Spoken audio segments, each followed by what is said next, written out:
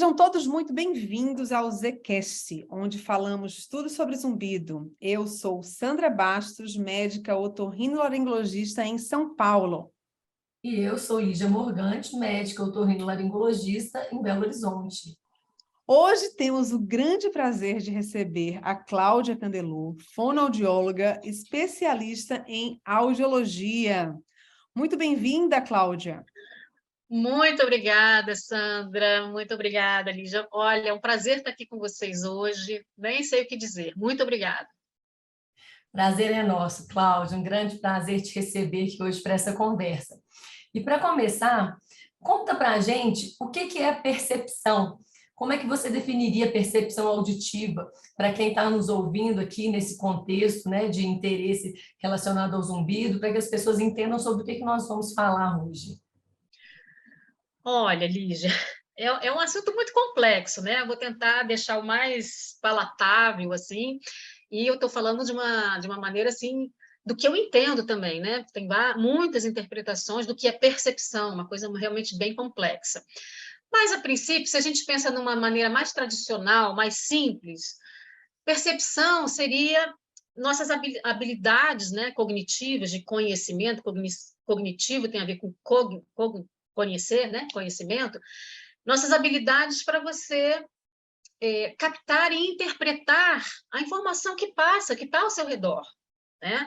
Então, você recebe essa informação e você tenta processar essa informação, compreender essa informação. Isso numa maneira bem mais tradicional, né, que a gente chama de cognitivista. Esse processo, porque o processo cognitivista, ele define percepção como realmente uma interpretação da sensação, tá? Como se fosse uma decodificação do que os órgãos dos sentidos estão recebendo. Isso é uma maneira mais tradicional de classificar percepção, né? De conceituar percepção. Como seria uma maneira mais contemporânea? Hoje a gente tem dentro das ciências cognitivas, a gente tem uma maneira mais, um pouco mais diferente, né? Saindo dessa maneira de só representativa, né? Só de decodificação, e transformando a percepção num processo bem mais ativo, um processo de experiência. Os filósofos e, enfim, psicólogos, né, eles criticam um pouco essa visão mais tradicionalista, né, e acham que a percepção tem muito a ver com a sua experiência, com o fenômeno. É um pouco difícil de explicar, mas, enfim, é toda uma questão relacionada com o movimento, com o que está acontecendo com o seu corpo no momento. Mais ou menos isso. Um pouco difícil, mas sai, né? Em relação à percepção auditiva, aí a gente já tem um viés, né, relacionado com a audição, que seria, então, todos esses fenômenos que acontecem enquanto você está no ambiente, né? E esses fenômenos chegando e você recebendo e interpretando, óbvio, tem esse viés, né, de interpretar, claro, né? Mas é tudo que está passando aos seus ouvidos, né? Chegando aos seus ouvidos, como é que se diz? Estimulando, né?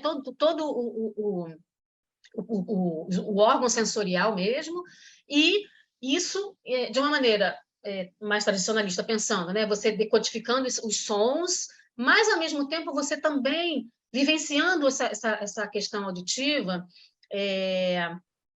de uma maneira relacionando com tudo que você já viveu em relação a experiências de som. É mais ou menos isso, né? Então, você tem um processo de entradas, de impregnação sensorial, mas você também tem um processo que a gente chama de, né, de cima para baixo, top-down, que relacionar isso, né? A sua percepção ela também já é direcionada de acordo com tudo que você já vivenciou, né? Então, por isso um bebê, né, demora tanto tempo para atuar no mundo, porque ele vai guardando tudo isso e ele vai usando, né, todas as memórias a partir daí, inclusive auditivas, né?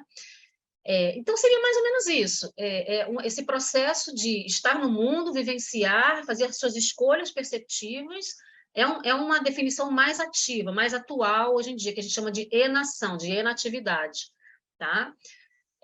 Acho que é mais ou menos isso, é o que eu entendo como percepção. Talvez seja um pouco complexo para quem não está muito acostumado, né?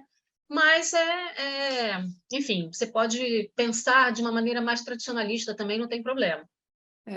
Deixa eu dar só, vamos ver se a gente entendeu aqui, Cláudia. Fala. Então, na verdade, assim, é como para deixar talvez um pouco mais fácil mesmo, porque esse é um tema muito complexo mesmo, percepção pela subjetividade, né? Como a gente estava conversando há pouco, né? E daí aquela coisa, assim, é como você capta essas informações, como elas são absorvidas pelas capacidades interpretativas que a gente tem e como isso vai ressonar, né, em retorno, né? Então, assim, por isso que a percepção mediante situações diversas, coisas que você ouve, escuta, cheira, né? Como tem essa coisa do viés interpretativo e talvez até mais do que isso, mecanismos internos mesmo, né? Que, como você muito bem falou em relação a viés, isso tudo dá aquela coisa, como aquela percepção foi feita, né? Então, assim, ou seja, o que é aquilo para você? O resumo é aquilo, assim, diante de uma percepção X, como você explica o que é aquilo? O que é aquilo, tal coisa, qualquer que seja? No caso, para a gente aqui, a gente vai juntar aos poucos isso com o zumbido, né? O que é aquilo para você, né? Então, assim, ou seja, qual é a percepção de tal som, puxando agora para o zumbido mesmo, e como que você enxerga aquilo, né? Assim, enxerga, no caso, assim, como que a interpretação é feita. Então, a percepção, eu acho que é isso aí que você falou, né? Então, assim, é o contexto, é a história de vida, é o que você traz de registros prévios, né? Como você absorve aquela informação nessa complexidade toda junta, né? Sensorial, né? Exatamente. E como isso se coloca para você no final, né? Exatamente. Você falou uma palavra muito que eu gosto muito, Sandra, que é o contexto, né? Porque cada indivíduo, né? Eu tenho uma percepção auditiva, uma percepção visual que é totalmente diferente da sua, né? Quer dizer, temos todos os mesmos órgãos, né? Graças a Deus funcionando bem e tal, mas ainda assim a gente tem os nossos contextos, as nossas experiências passadas, enfim, né? O que a gente chama isso aí vem da biologia, que a gente chama de Umwelt, ou seja, o mundo da vida, tá? Sim. Então, por exemplo, um africano, ele vai ter uma percepção, e mesmo uma percepção auditiva, às vezes diferente de uma pessoa que mora aqui no Brasil, ou mora na Europa, num ambiente frio, né? Então, a gente tem que contextualizar, inclusive, o ambiente, porque tudo isso se dá no ambiente, no seu mundo de vida, né? Então, são as questões subjetivas mesmo. O que a ciência está muito acostumada é lidar com as objetividades, né? Lidar com os estudos, né? E isso a gente segue muito na objetividade da ciência, que é necessária, claro. Mas a gente tem que fazer um pouquinho o caminho oposto também e começar a considerar as subjetividades. E Sim. isso responde muito, eu não sei, Sandra, as especialistas são vocês, né, em relação ao zumbido, em relação aos pacientes com zumbido. Tem pacientes com zumbido que lidam muito bem com o zumbido, e tem outros que não, tem outros que, mesmo tendo um zumbido que nem pela culfanometria, pelo exame, né, de identificação ali, do quanto incomoda, nem a princípio deveria incomodar tanto, né, e, de repente, para esse paciente tem uma hipersensibilidade muito maior por conta de tudo que vivencia, né, dentro do seu contexto. Eu acho que é mais ou menos aí. É interessante, né, que só contextualizando aqui para o ouvinte, né, que eventualmente não tenha escutado ainda os episódios anteriores, né, Sandra? Eu convido a escutar os episódios, os primeiros episódios em que a gente explica sobre a fisiopatologia. O início do zumbido a gente sabe que vem de uma perda auditiva, que é necessária e pode ser mínima, clinicamente pode não ter relevância, né, em termos auditivos, mas provoca aquela hiperexcitabilidade conhecida da via. E aí esse estímulo vai chegar de forma mais, né, intensa, aquela via auditiva enviando um estímulo né, disparado ali para o sistema nervoso central, e uma vez que ele chega lá, aí vem toda essa variabilidade, todo esse contexto, né, aí onde faz a reação e a percepção ser tão individual, né? Quando a gente explica, parece tão simples, né? Todo mundo que tem zumbido, então a causa é aquela hiperexcitabilidade, mas e o contexto? né, que esse estímulo encontra, né? Nossa, eu queria fazer um comentário sobre vocês duas, porque assim, eu vou começar pela Lígia para não me perder. Porque a perda de audição ela gera uma deformidade nessa capacidade perceptiva, né?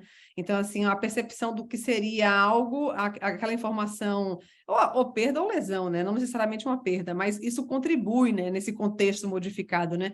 Mas a Cláudia, quando fala, puxando agora para o contexto, você fala do meio, né? Ou seja, em que meio a pessoa está inserida e assim e são os contextos, né, sequenciados da vida do indivíduo, né? Então assim que vai formando, na verdade, né, toda essa capacidade perceptiva, né? Por conta de vieses de fato que acontece, né? Então tudo isso está presente no paciente com zumbido, né? E aí querendo acrescentar essa coisa da subjetividade que você muito bem falou, porque assim todos nós, seres humanos, isso é uma coisa que eu sempre falo para os pacientes, né? Que eu falo assim, a gente lida muito mal com a subjetividade de fato, porque a gente, apesar de sermos extremamente subjetivos, nós não sabemos, assim, lidar com a subjetividade, né? E a gente lida muito melhor com a objetividade. Então, só que quanto mais você se esquiva da subjetividade, mais difícil é lidar com os contextos, né? Então, assim, só que assim, tem que ser um combinado, porque assim, a subjetividade ela tem que ser aceita, nós temos que estar abertos à subjetividade, entendendo que lidamos muito melhor com a objetividade, né? Então, assim, isso tudo, quando a gente fala disso tudo, a gente está envolvendo isso que a gente está falando hoje com a Cláudia, né? O que seria essa percepção, né? Então, essa abertura, ela é fundamental, né, Cláudia? Muito importante, até para terapia, né, Sandra? Porque a gente vai falar daqui a pouquinho, né? Mas assim, eu sinto assim, como é que se diz? Difícil às vezes, né? O paciente chega e você vê que ele não está aberto, sabe? Até para trabalhar o corpo, ele realmente não está aberto, assim, sabe? Não consegue nem desenvolver a própria consciência do próprio corpo, né? Consciência corporal, porque a gente vai trabalhar com consciência corporal. Isso é interessante. E uma outra questão em relação à subjetividade, muito interessante, porque eu estou me lembrando aqui, tem um filósofo francês chamado Maurice Merleau-Ponty, que é um filósofo que falava assim, sobre a fenomenologia da percepção. Né? Ele tem um livro maravilhoso, muito, muito complexo, chamado Fenomenologia da Percepção. Então, ele usa a fenomenologia, que era uma corrente filosófica, e traz para a percepção, vai estudar o que é percepção. Isso foi um marco, né, na questão. São essas ideias que vêm do Merleau-Ponty. E o Merleau-Ponty ele falava assim, a percepção é um evento da sua corporeidade, ou seja, é um acontecimento, é o que está acontecendo aí no momento. Você está me escutando com isso é um evento para você, né? Com mil, como é que se diz? Subjetividades, né? Com mil experiências anteriores, né? Do que você já teve, com as suas interpretações, com as suas considerações. Então, isso é legal, porque essa é a maneira nova de ver, né? Não é só uma representação mentalista da sensação, não, é um evento do corpo. E por isso a gente tem que trabalhar o corpo com esse paciente, né? Mesmo com a questão da percepção auditiva, né? Então, é no corpo que tudo se faz, entendeu? É muito interessante isso, porque é a maneira como a gente está vendo hoje, né? Que a gente não consegue, a gente tem, Edgar Morin também é um filósofo francês, eu adoro os filósofos franceses, que fala da ciência com consciência. Então ele fala o seguinte: não, a ciência é reducionista, ela tem que trabalhar, ela tem que, né, estudar a fundo as coisas, mas ela tem que dar o contexto, né? Ela tem que voltar e religar as situações, né? Religar tudo. E trazer isso para a prática. Você tem lá as teorias baseadas em evidências, mas joga isso para a prática. Então, volta para a prática e volta para a subjetividade. A prática é subjetividade. Total, né? Cada paciente com zumbido é um paciente com zumbido, não adianta, né? Às vezes você vê até eles vão para a internet, eles ficam desesperados, querendo, né, as experiências de um e de outro, mas cada um vai ser cada um vai ter uma resposta. Então, tem que trazer isso para a subjetividade, né? E quando a gente trabalha, eu como terapeuta, trabalhando com pacientes, eu trabalho com os pacientes na reeducação do equilíbrio, né? Os pacientes que têm tontura, e trabalho com os pacientes com zumbido. E o trabalho é muito parecido, porque o trabalho é basicamente com consciência corporal, né? tem que jogar esse evento, né, de perceptivo para o corpo. Então, é desenvolver muito essa consciência corporal, e isso tem vários benefícios, né, comprovadamente, desde o relaxamento, você saber que está relaxando, você conseguir relaxar, porque tem pacientes que nem conseguem relaxar, né? O trabalho com fisioterapeuta é muito interessante, esse trabalho multidisciplinar total, né? O fisioterapeuta com zumbido somatosensorial, por exemplo, que vai lá de soltar a cervical, que vai mexer, agulhar, barará. E a gente faz esse trabalho também de relaxar, a gente pode usar as práticas de atenção plena, enfim, a gente vai falar disso daqui a pouquinho, mas trazer para toda essa percepção, trazer isso para o corpo, né? Dar essa consciência corporal, isso é chave para o paciente com zumbido, na minha opinião. E você tocou aí num ponto bem interessante, né, como reeducadora do equilíbrio, nos pacientes que têm distúrbio do equilíbrio e zumbido, você percebe benefício em relação ao zumbido quando se trata do desequilíbrio, as disfunções do equilíbrio? Boa pergunta, Lígia. Isso é muito interessante, né? A gente tem até estudos já assim, que comprovaram essa melhora, né? Mas, e eu acho também que não, de repente não vai acontecer com todos, mas a gente tem estudos mostrando que sim, tá? O que acontece é exatamente isso, é que você começa a trabalhar, você começa a dar essa consciência corporal, né? E trabalhando a questão, porque se você pensa que o organismo, né, o nosso corpo, ele é um corpo, ele não trabalha, a área auditiva, ainda mais auditivo vestibular, que são áreas contíguas, né? São regiões que trabalham juntos, tem o mesmo nervo, né? Que só o oitavo par craniano, né? Então, áreas tão próximas, sabe?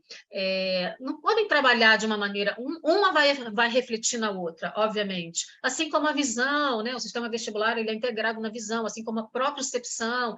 Então, se eu trabalho como reeducadora vestibular, né? Dos distúrbios do equilíbrio e do labirinto, se eu trabalho com sistema vestibular, se eu trabalho com visão, e se eu trabalho com propriocepção, né? Isso tudo é benefício de trabalhar, que o paciente com zumbido absorve. A gente tem muitas síndromes e transtornos vestibulares, né, ou labirínticos, né, em que você tem lesões tanto auditivas como também vestibulares, como a doença de Meniere, por exemplo, né, que o paciente tem zumbido e tem tontura. Então, o que a gente percebe é exatamente isso, como o exercício físico da reabilitação vestibular labiríntica vai melhorar muitas vezes, né? Não é uma regra absoluta, mas vai melhorar o paciente, o zumbido do paciente que tem a questão vestibular também, entendeu? Então, eu acho, sim, de qualquer maneira, eu acho que sempre é bom, porque estamos trabalhando o corpo e, mais ainda, né, de uma forma bem específica, trabalhando com a propriocepção, trabalhando com os reflexos vestibulares, acho que trabalhando com localização sonora, com memória espacial, e aí vamos para um... Né, é muito beneficioso, assim, né, benéfico, desculpa. Então, assim, para daí dar uma fechada e deixar claro aqui também para ver se, ou seja, a sua abordagem, né, de reabilitadora do equilíbrio e conscientizadora, né, na verdade, corporal, né, isso vai trazer benefício não apenas para o paciente que tem tontura, no paciente que tem tontura e zumbido e no paciente sem tontura e com zumbido, ou seja, em qualquer das condições, né, o paciente tendo tontura ou não, e daí no caso o zumbido, que é, né, o nosso foco de discussão aqui, a abordagem dessa conscientização corporal, né, para uma reabilitação ou simplesmente uma conscientização, isso vai ser agregado, né? Claro, pacientes uns com mais benefícios, outros com menos benefícios, mas ela sempre se cabe, né? Aquela coisa assim, sempre tem espaço para isso, né? Exatamente, Sandra. Eu acho que, pela minha experiência, né, o trabalho, por exemplo, com os pacientes com zumbido, puramente com zumbido, que não tem nenhum distúrbio, né, da questão vestibular e tal, esses pacientes trabalhando uma reeducação que a gente chama de somática, né, trabalhando soma, corpo, né? Trabalhando com consciência corporal, trabalhando com métodos de relaxamento, com mindfulness, né? Com atenção plena. E atenção plena não apenas a que a gente pensa, quando a gente pensa em atenção plena, mindfulness, a gente pensa, meditação, não aguento, não consigo, nada disso, tudo isso é corporificado, né? O meu mindfulness, a modo de trabalhar é meditação em movimento, né? Meditação entre aspas, né? É consciência corporal pura, né? E como que isso é como não vou dizer uma catarse, né? Mas é uma liberação mesmo, sabe? De tensão, sabe? Esse paciente é um paciente tenso, óbvio, né?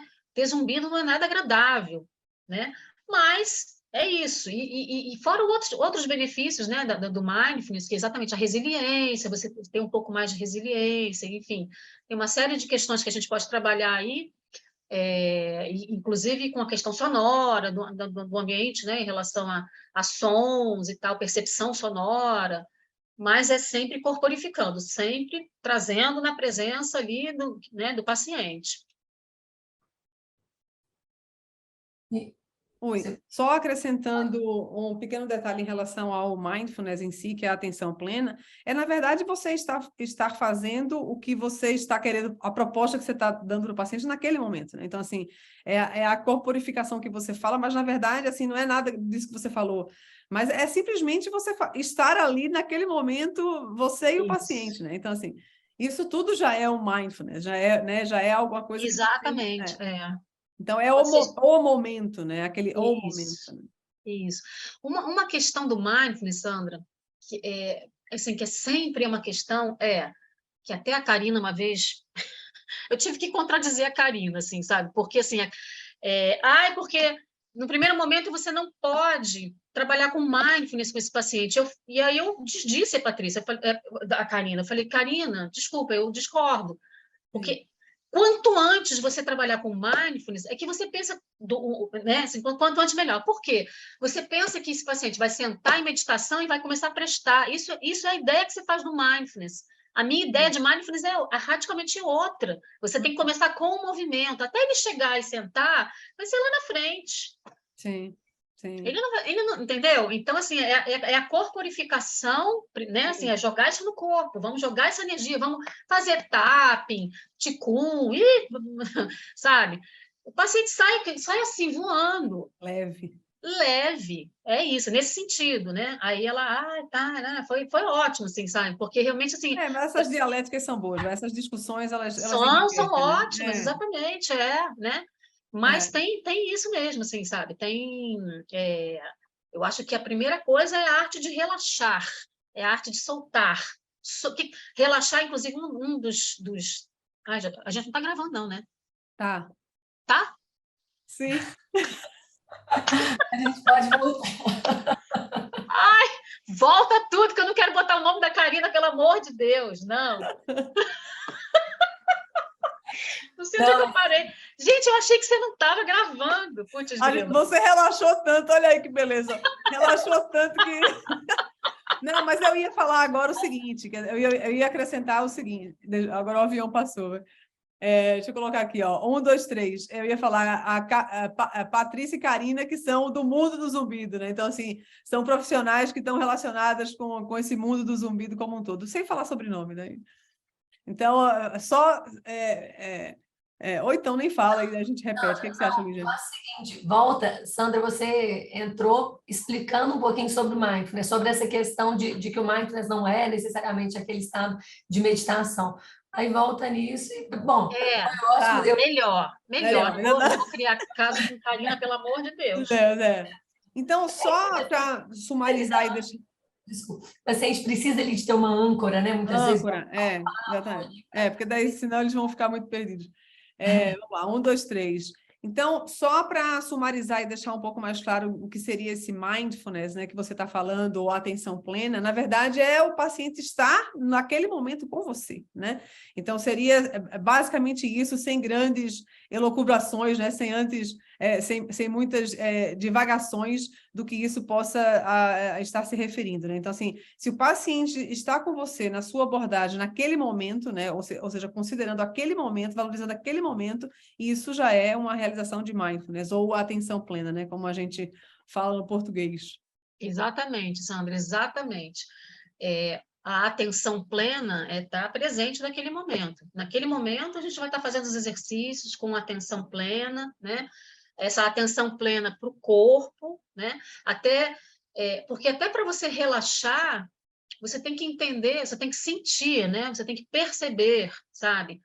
O que é tenso e o que é relaxado. Você tem que saber distinguir, né? Muitas vezes o paciente é tão tenso que ele não sabe nem que está tenso, que não consegue nem relaxar. Então, a gente tem algumas técnicas, né? Para relaxar, para deixar fluir, né? Assim, para soltar, né? Soltar. Esse paciente está muito ali, está preso, está tenso. Então, são técnicas corporais, entendeu? Para ele soltar. Pode parecer besteira, tem muita gente que não se abre para isso, infelizmente, né? Porque assim, se soubesse os benefícios, essas técnicas são milenares, né? Elas vêm lá do Tai Chi, do Qigong, sabe? Enfim, né? Do budismo em si, mas são técnicas de relaxamento que são maravilhosas, assim, sabe? E a gente tem outras técnicas também, né? As técnicas de Jacobson, lá do relaxamento muscular progressivo, não é só mindfulness que a gente usa. Enfim, mas no primeiro momento esse paciente realmente ele precisa regular seu ritmo, sabe? Ele está num ritmo muito tenso ali, ele precisa regular, ele precisa soltar, deixar essa tonicidade mais tranquila, sabe? Sintonizar com ele mesmo, né? E aí sim, aí a gente vai regulando, vai, enfim, fazendo toda essa integração, despertando, sabe, né, essas percepções, né? Aí vem o estado mais tranquilo e tal, isso deixa ele mais resiliente. São as práticas de mindfulness, já são super comprovadas aí e tal, né? Mas, enfim, é mais ou menos isso. Maravilhoso. E existe um perfil, um paciente específico, né, de zumbido que você acha que se beneficia mais, que teria mais indicação para esse tipo de abordagem? Então, Lígia, a gente tem pacientes e pacientes, né, de zumbido, como a gente estava conversando.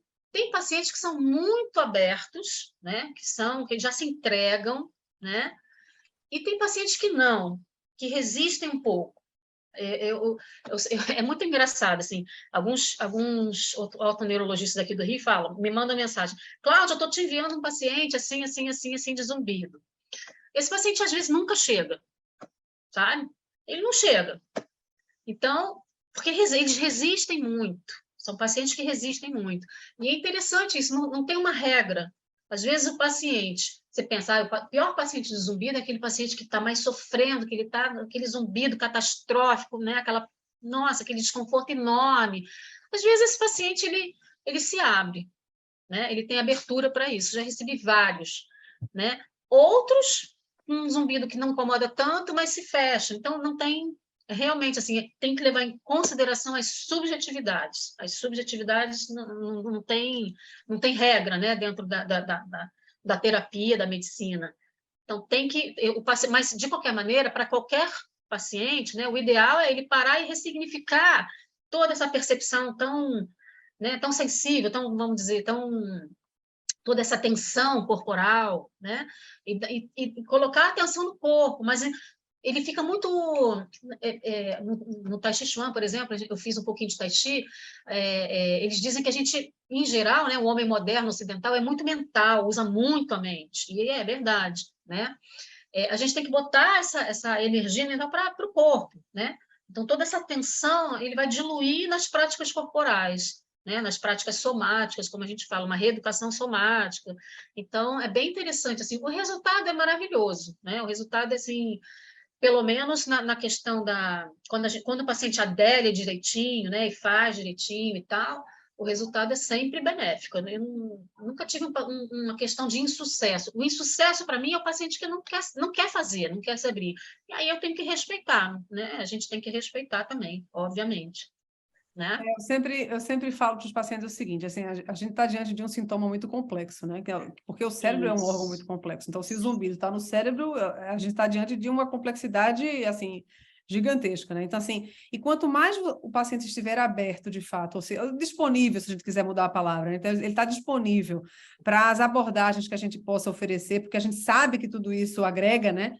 Então, assim, ele vai ter uma chance, né, de resultados e compensações melhores, né, do que quem está muito restrito a coisas que, né, só faz sentido para ele. Assim. Só que, assim, a gente entende ao mesmo tempo que tudo que o paciente vai fazer tem que fazer sentido para ele, porque se não fizer sentido, o resultado também não é legal, né? Então, assim, Sim. mas se ele não está aberto naquele momento, ou se ele não enxerga essa abordagem como uma possibilidade, que ele pelo menos considere isso para um futuro próximo, né? Então, Sim. porque isso com certeza vai ser agregador, né? E ele pode não ser totalmente ou amplamente beneficiado se ele estiver muito indisponível para Exato. o que faz sentido nesse contexto geral, o que isso tudo pode agregar, né, para eles, né? Eu acho que uma coisa que ajuda muito nessa abertura, Sandra, é a informação. É você conversar, sabe? E mostrar, quando a gente está fazendo as práticas, assim, sempre tento, né, assim, tem sempre um aconselhamento, tem sempre um bate-papo, né, sobre todas essas questões baseadas em evidência, né, assim, da questão do relaxamento, da questão da atenção plena, quais são os benefícios, o porquê, a interocepção, a propriocepção, o que são essas coisas, né, enfim, que às vezes você não conhece, não sabe, né, você é leigo, obviamente. Então, quando você começa a dar informação, você vai entendendo o que está se passando. É a melhor arma, entre aspas, né? É horrível falar isso, é o melhor instrumento, sabe? Que esse paciente pode ter a informação do que está se passando com ele. Isso é um direito dele, porque esse paciente já rodou 500 médicos em geral, né? Ele já rodou, ele, sabe? E nada aconteceu. Então, é um direito dele entender o seu próprio processo. Quando ele entende o seu próprio processo, ele vai entender que corporificar tudo isso é interessante, ele vai entender. Né? Então, cada sessão tem um bate-papo, cada sessão... E é muito, assim, muito gostoso, relaxado, sabe? Assim, não tem cobrança. Eu sou muito facinha nesse ponto, assim. Eu não cobro nada, vamos lá. Eu mesmo me divirto, a gente se diverte, porque é isso também, sabe? Você tem que relaxar, você tem que, né? Então, fazer da terapia uma coisa gostosa. Eu acho que quando qualquer terapia, eu acho que quando não é gostosa, alguma coisa não está fluindo, né? Você tem que encontrar esse fluxo terapêutico aí do prazer. Você está em terapia corporal, que coisa boa, gente, né? Então, obviamente, né, para tratar de um sintoma que não é nada bom, mas e assim vamos, sabe? A gente vai caminhando no aconselhamento, nas práticas, né, corporais e tal, e isso eu acho que, né, assim, vocês, né, você e a Lígia, Sandra, como feedback, né, assim, os pacientes vêm de vocês, eu não sei como é que eles relatam essas práticas, né, os benefícios e tal. Eu vejo eles ali, né, na atuação, mas eu não sei, quando eles voltam, o que eles falam. Então, é interessante assim, a gente conhecer, porque realmente, quando eu libero, quando eu dou alta, assim, né, é só alegria, entendeu? Então, às vezes o zumbido não some, também é importante falar. Às vezes o zumbido não vai sumir, né? Ninguém está aqui como é que se diz? Promovendo ou prometendo, né? Prometendo cura. Não gosto nem dessa palavra cura do zumbido, não gosto, porque às vezes não Também tem não cura, gosto. às vezes não vai chegar lá, mas assim, É. o quanto que ele vai conseguir lidar, né, e com resiliência, sabe, com tranquilidade, com aceitação e tarará, é que é importante. É isso.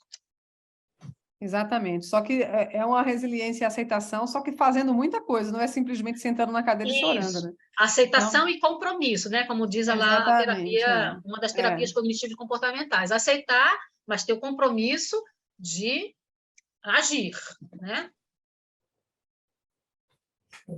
Exatamente, exatamente. Então, assim, você estar disponível, aberto, né, e atuar, né? Então, assim, a participação ativa do paciente nessa, nesse envolvimento todo da busca da melhora, né, em relação ao zumbido, né, com isso, com coisas objetivas e subjetivas, né, isso tudo faz, né, deixa, né, essa abordagem muito mais completa, né?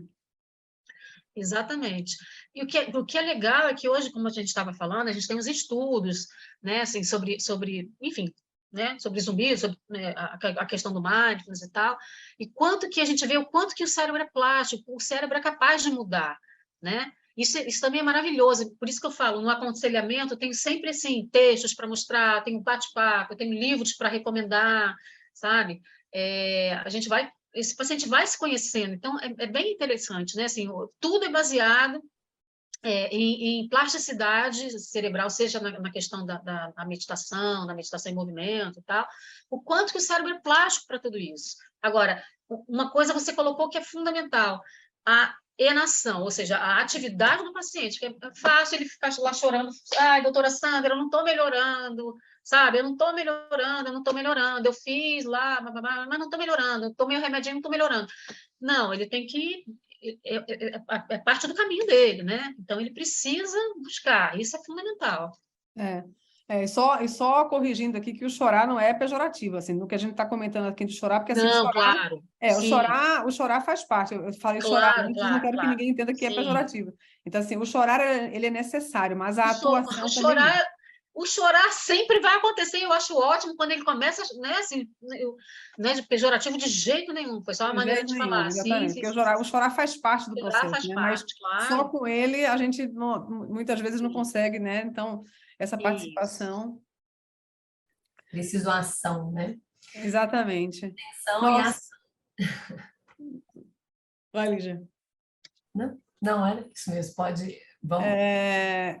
Eu acho que a gente já tem que finalizar, porque daí eu acho que a gente está ficando muito longo, né? Então, não vou nem falar dessa coisa do online, certo? Porque eu acho que daí ficou. Não precisa. Não precisa.